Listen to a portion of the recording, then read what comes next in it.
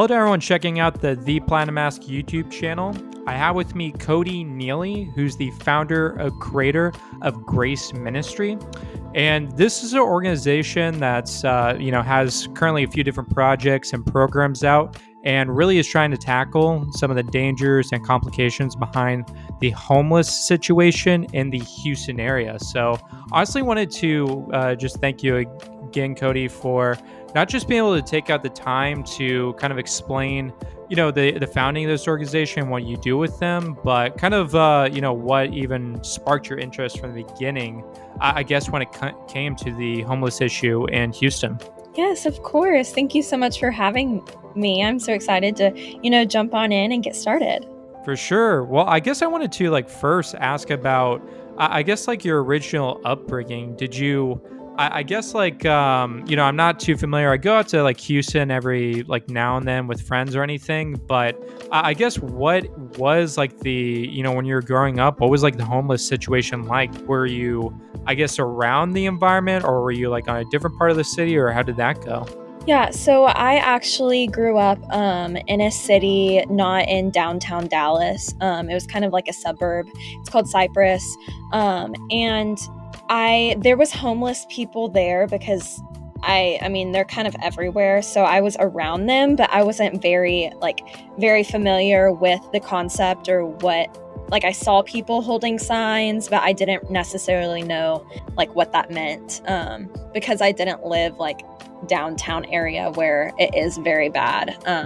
But yeah, so I grew up definitely on the outside, and I was around it, but not super familiar with it. Not until I began going out and actually being able to interact with the homeless people. And I guess when you kind of mentioned going out and doing those interactions, so I guess how old were you, or what was the first situation where you first interaction with that type of community?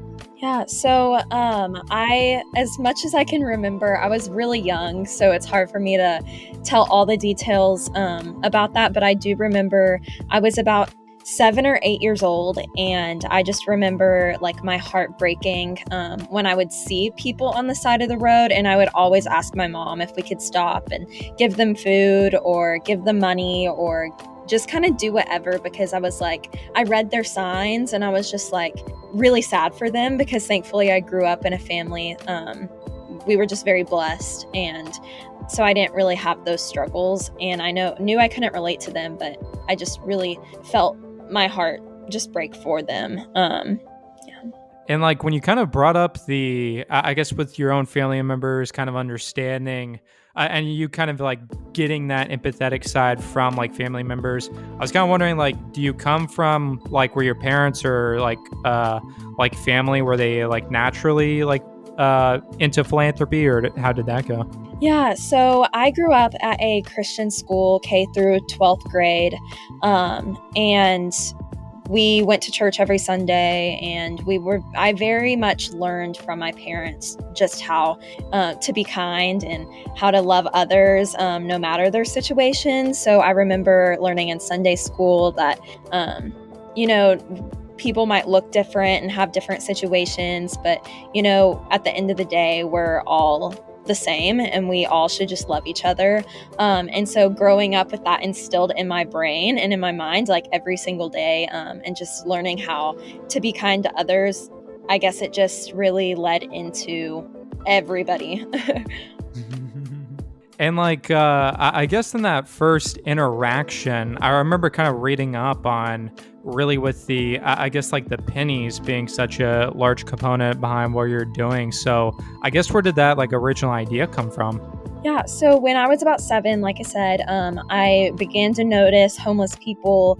I began to notice how people really discarded them. Like I said, I always wondered why their family members wouldn't help them, or why they would never receive anything, and why they were even stuck on the side of the road begging people for things. And I also remember seeing pennies on the ground and how often people walked past them. And I remember one day my mom's friend was cleaning out her purse in the car and threw some pennies away just because it was extra junk in her purse. And it really frustrated me because I was like, that is a lot of money. As a 7-year-old, you just think like, wow, that's money. Why are you throwing it away? And I just really related the two. I related pennies to the homeless people I met, just because just like I saw people walking past pennies, I also saw them walking past people. And so that is where the original idea of pennies came from. So yeah. And like, were you guys like with that idea? So was the organization like literally taking pennies to give to homeless people? Yeah, so kind of. But I remember speaking in church one day when I was little, and I remember being very stubborn about only pennies. And so at the end of the day, we asked people to bring pennies, and I remember someone coming up to me with $100 bill, and I just started crying. Like, tears were just down my face because I was like, I can't accept that. Like, I am only accepting pennies, and my parents had to explain to me that we could take that to the bank and really turn that into pennies if you want that. But, that is a lot of pennies. And so I didn't really understand the concept of money. But later on I did, and I was like, okay, we can accept more than pennies. But at that time, we wouldn't give the pennies to the homeless people. We would turn it into the bank. We would bring it to the bank, and we now use them for like graced packs and things like that we hand out to the homeless people. And so, but at the time, I wasn't really sure what the mission was of Graced Ministry when I was that young. So I just remember I kept them in my room and in my closet until later on. But pennies would just be overflowing in my room and in my closet. And then my mom one day was like, okay, Koedi, like, what do you want to do with them? And I was like, well, I know I'm supposed to help the homeless, but I'm not sure how yet. But that did come later on. Do you have like an estimate on like the amount of pennies you had at like the highest point? Oh my goodness. There was like probably like hundreds of thousands. Like, there was a lot. It was like overflowing in my closet, and then in my room, like all in our house, there was just piles and bags of pennies. And so at that moment, my mom was like, okay, I know this is like going to go somewhere, but like we got to figure out what, because we can't just continue to have all of these pennies just sitting in our house. And like with you kind of like touch up on like the actual care packs, with that being such a big part of what you guys do. So what's like the typical items that go into these packs, and like how many packs are you guys making on a regular basis? Yeah, so we kind of just put like snacks. So there's a water bottle in there, there's snacks, there's soft foods, because a lot of homeless people don't have teeth. So we do like soft bars or applesauce, or just kind of like snacks that I know these packs aren't gonna like make them not homeless, and they're not gonna like completely change their lives. But that's not really the point of why we make graced packs. We use them as a conversation starter, so that whenever we go into the homeless camp or we see someone on the side of the road, we say, hey, we have this for you, but also like, let's talk. Like, how are you? What's your name? Like, we just really, the mission of Grace Ministry is to make that connection with people and pour into their lives so that they feel like they have someone to go to, and someone who's kind of their cheerleader and who sees them for who they are, not their place like in life right now. Because I can only imagine that it's hard being homeless, and you get a lot of different views and judgment, and but like, that's not really the goal. The goal is to just make them feel like they have somebody at the end of the day. So really, like, going back to your original question, there's water bottle, snacks, and also like a couple like hygiene items. We do toothbrush and toothpaste, shampoo and conditioner, and like a bar of soap. And like when you kind of brought up I think it was like the homeless camps versus like the individual homeless situation, I was kind of wondering, like, I didn't know what that meant. Like when it came to the idea of camps, is it like actually like government chosen, or is it named that, or is it just like when there's a group of homeless people, or how does that look? Yeah, so it's not government issued at all. It's really, I've learned this growing up around them, but it's really cool how they make these communities, and they, once one person meets another homeless person, they become friends, and that kind of just happens a lot. And then they'll go like just in an area near them and like a central location, and they'll get a tent and literally build like a camp. And it's really cool to like go see. I remember I had one friend at a homeless camp, and every weekend when we go see him, he would always invite us formally into his home. And I remember going behind a literal like bush, and then I never knew it was there, but once I was behind it, there was these like massive tents in like a 3-story tent like home that he had built like in the trees. And it was just so crazy because I never knew something like that existed. And it was just really cool to see how like open he was to like inviting us into his home, he called it. And so that was really cool. So there's those a lot of the time you don't even know they're there, and then you go behind a bush and you're like, oh my goodness, there's just like 10 or 15 tents here, and you're like, this is where homeless people live. And it is an issue with, I mean, it's not technically legal on public property, but on private property, we see a lot of homeless friends getting like in trouble for that. So that's a really sad thing, because like they're trying to push the homeless people off and not encourage those homeless communities, but they have nowhere else to go. So they could get arrested by being on the side of the road, but then once they get released, they're like, okay, well, I have nowhere else to go, so I'm gonna have to stay here. And it's just kind of like this vicious, endless cycle. Mm-hmm. When you like kind of brought up that idea of like some of the people in these communities and kind of what it looks like when different homeless people meet each other, I kind of know in situations I always hear that like sometimes the biggest I guess the biggest con, or the reason why some people are against like public transportation is because I think, or public officials are against public transportation, is that it moves the homeless from one area to across the city or different areas.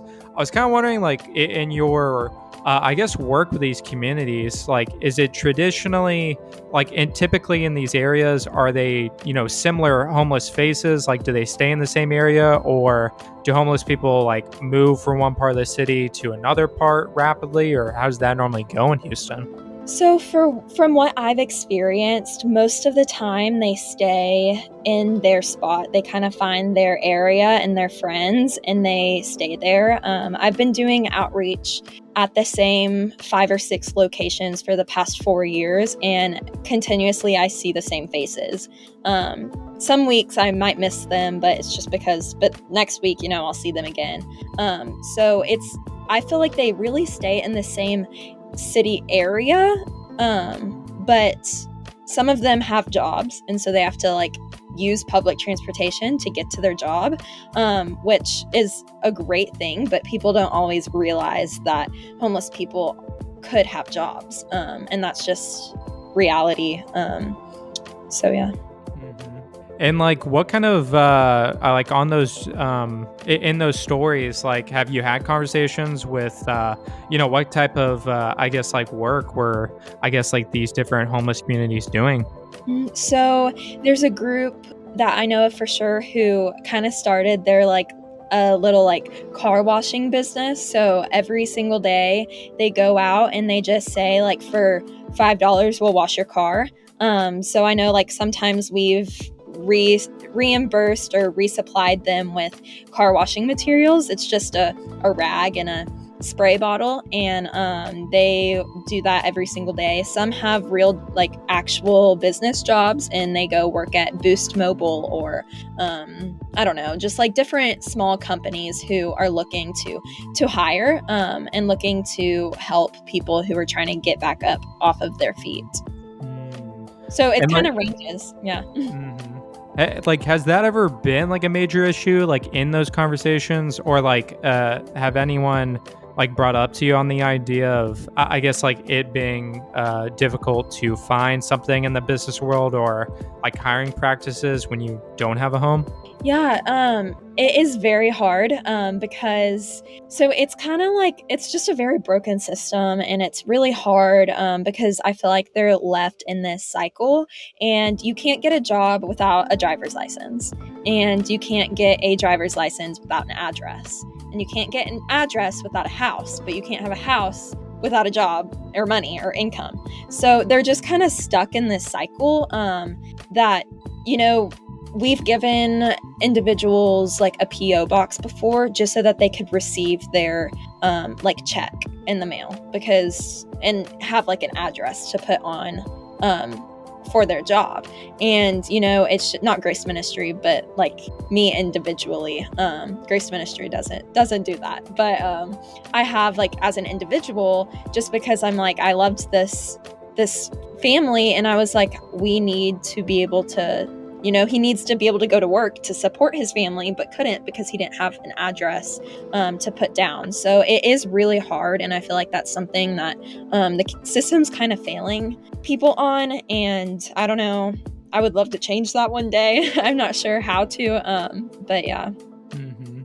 And I never really like heard of that situation with the PO boxes to like possibly change it up. And I kind of like what you brought up, like with I guess the obviously kind of the catch-22 of like the situation on obviously you need a home to, or you need a job to be able to afford the home. And I was kind of wondering, like, is there anything within the I guess status quo that you think deserves more funding when it comes to dealing with the homeless situation in Houston, whether it's I guess with like mental health resources or affordable housing, or is there anything that you think is, maybe not talked about enough or is just widely defunded? Yeah, I kind of brought up about having them being kind of in this vicious cycle. I feel like homeless people as a whole have a really bad rep and a really bad like reputation of just being people who are lazy and people who don't want to go out and work and people who are just addicted to drugs and alcoholics. And while that is true in some situations, it's not all of them, because I've met many people who come to me just in tears, perfectly sober, are just saying, I just need someone to believe in me and to help me find a job or get a driver's license or get a gold card, and certain things like that. And so I just feel like the status quo of like homeless people being kind of like unworthy and worthless just really breaks my heart, because that's not true. Just because like someone's life looks different than mine or anybody else's doesn't mean that they're lazy or unworthy of anything. And I just feel like the system of all of kind of what I explained about having to have a job and having to have an address for a driver's license and things like that, I feel like that's just something so fixable that we could make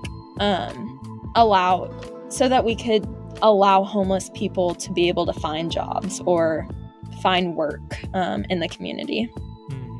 And kind of with those different projects that you had lined up to like work with the homeless in the community, I was kind of wondering, like, when it came to building out the organization, so I guess like how long were you, I guess, working like on, Grace Ministries solo versus like when you started building out the team? Yeah, so Grace Ministry was officially founded as a 501c3 nonprofit in 2013. And it wasn't until the idea came to me, and I don't even know what year that was, but I was in first grade, and then Grace Ministry wasn't founded until I was in fifth grade in 2013. And so during that time, I was unclear of my vision and unclear of what Grace Ministry was going to be. And so I was working on kind of getting those ideas together. And then 2013, when it was founded, I had a much more clear vision of the relationships I wanted to make and how Grace Ministry kind of is set apart from other homeless organizations. And then now we have a lot of programs like outreach and just kind of utilizing resources within other homeless organizations and other like churches and groups to be able to cater to the homeless community as much as we can. And we also have an ambassador program with kids ages 7 through 27 who are just ambassadors for Grace and go on outreach with us and things like that, which is really exciting. And was it like weird, I guess, in that type of situation on, being so young and kind of dealing with such a large ambassador network, and then also you have a board and, other team members that belong to the organization?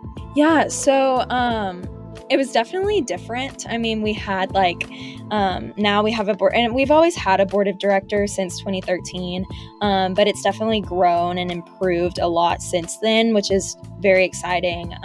Now I'm officially not on the board of directors. I was recently hired as executive director this past summer, so that I was able to put in more work and a lot more time and attention to Grace and growing Grace Ministry. And then within our ambassador program, we have close to 50 students who we use that program more as like a leadership training and just kind of getting kids to be able to have a voice in the community, because when I was little it was really hard for me. I knew of this idea, but there wasn't anyone out there who was willing to help me go through with it. So I really love that Grace Ministry allows kids to be able to say hey, I want to start a blanket organization. How do I do that? And so we take their ideas and I help, walk them through that process. And that's just something that I wish I could have. So it was really just great being able to provide that for other students. And when you kind of talked about the executive director situation and that allowing you to be able to expand the organization more, I was kind of wondering, are you still able to do that while being, I can imagine, putting so many hours into SMU and obviously working on your degree? Has there been a challenge on being able to juggle, such two large projects in your life? Yeah, I mean, it's definitely hard. I'm in the honors program at SMU, and I was a direct admit into the Cox Business School. So it has been a very heavy workload as far as schooling, and but it's been really cool. I'm in a lot of business classes. So I'm taking marketing right now. I was in business management last semester. So it's just really cool to be able to use the things I learn in class to help improve and grow Grace Ministry. But I don't put in as much hours as I used to, over the summer when I worked 5 days a week for Grace. But I do what I can now, and we still have board meetings and ambassador meetings and things like that. And I have people set in place to kind of run those programs for me while I'm at school. And I have an ambassador, Reagan Lanningham. She is kind of the liaison between me and the ambassador program. So I don't really ever connect directly with them, but she is kind of the middleman between us. And that helps me a lot with not having to put as much time into Grace. But I still do, and I make it work. I send emails at probably between the hours of 11 and 2 a.m. So not very business professional, but I'm doing what I can as far as reaching out and getting back with people and things like that. When you kind of on the idea of the marketing classes and kind of the other business courses you're taking, I was kind of is business more the degree path that you see for yourself, and I guess be able to use those to help out the nonprofit world, or would you want to go specifically maybe after graduation in the nonprofit world? And I was kind of wondering if you see a specific path for something like this.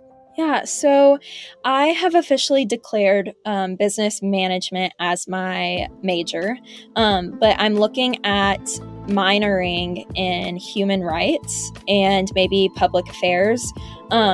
human rights has a lot to do with homeless people and kind of the rights they have as homeless people. And I feel like if I learn information about the system and how that works, that could really help me with within Grace Ministry. Human rights also has a lot of classes that focuses on nonprofits. So business isn't really nonprofit. I mean, it kind of is, but it doesn't really fall under that at SMU. It falls under human rights. So there's nonprofit management, there's nonprofit marketing, and that all falls under human rights. So looking at either double majoring in business management and human rights or minoring in human rights is kind of the path I'm thinking right now that I know could really just grow and take Grace Ministry to the next level with that knowledge. Well, to kind of like wrap everything up, I honestly just wanted to ask, related to the organization, is there anything else with Grace Ministries that either any other projects or anything upcoming this year that, you're excited about or wanted to share? Yeah, so we're actually in May starting our first individual like solo outreach program to where Grace Ministry will be going out to different parts of Cypress and Houston to cater to different spots of homeless communities that haven't been catered to yet. So that's really exciting. We've been partnering with the church for the past 4 years and doing that. So we're really excited to kind of move on to our own and create that. Also, I'm working on bringing Grace Ministry to Dallas, like Grace Ministry, Dallas. I'm not sure what it will look like yet, but just kind of getting that program started here because that's where I am living now more than I am in Houston. So I'm really excited for that. And then also we had a gala in 2020 before COVID hit. And that was just a really amazing fundraiser. We were able to raise about $45,000, which is just incredible. And I was not expecting to make that. I was honestly just praying that we would break even on the costs of what it was taking to put on the gala. But it just was so amazing. And so we're actually working on one of those for 2023, about probably February or March. So we're really excited about that. But that's kind of our 3 big things that's going on and I'm working on now for this upcoming year. No, for sure. Well, I honestly just wanted to thank you again, Koedi, for not just being able to explain about Grace Ministries and kind of the expansion and your guys' upcoming projects, but honestly just also about what kind of led you into it and kind of your own personal experiences, kind of dealing and speaking with the homeless and kind of, like some of the projects you've been able to take on. From what you kind of tell me with Grace Ministries, it looks like you guys have some exciting projects lined up, and I think, it's going to be really huge for this year. Yes, of course. Thank you so much for having me. I kind of wanted to just throw out there that I also have a children's book that's based around Grace Ministry and how that got started. And it's just encouraging kids to make a difference in the world, and that you're never too young to start something or make a difference. And you can find that at graceministry.org. So yeah, I just wanted to throw that out there. For sure. I think we'll definitely put the links for the book and really with Grace Ministry as well, and anything else for people to check out the projects. But no, I mean, between the book, the organization, kind of what you have going on personally, no, I think it's going to be really huge for the mission. But honestly, just thank you again, Koedi. Yes, of course. Thank you so much for having me.